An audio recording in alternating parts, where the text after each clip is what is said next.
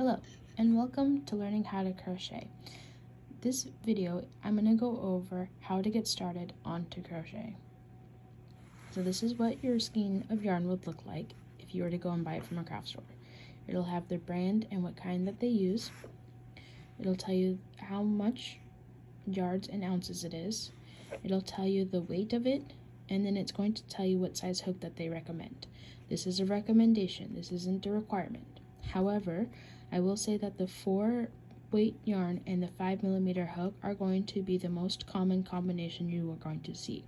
So if you're just starting out and you want to get into crocheting, I would recommend these two as your first beginner one. This is what the hooks look like. There's a couple of different varieties, but this is your basic hook.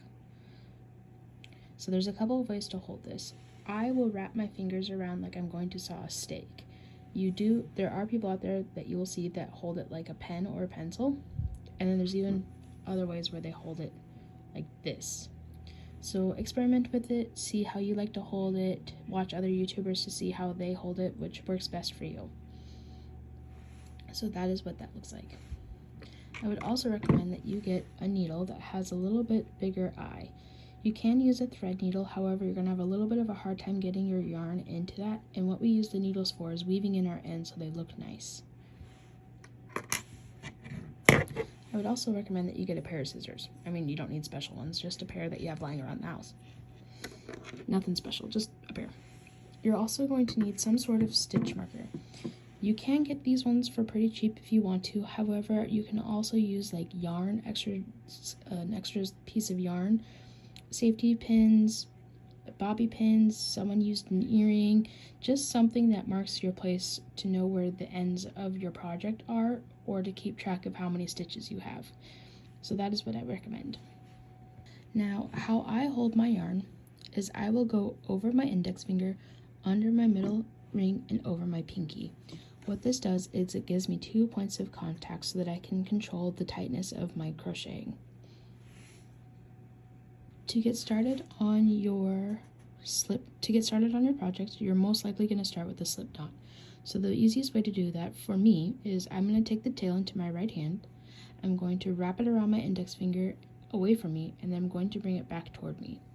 I'm then going to slide that off of my finger so I have a loop, and I'm going to push the yarn with my thumb through. And then I'm going to pull the tail with my right hand. And that gives me a slip knot.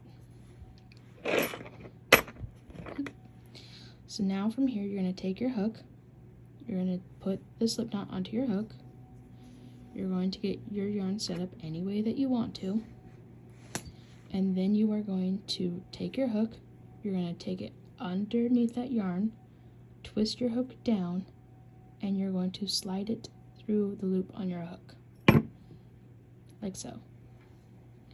So I'll show you again. You're going to wrap your hook, twist your hook down, and then you're going to pull it through the loop, like that. And this is what we call a chain stitch.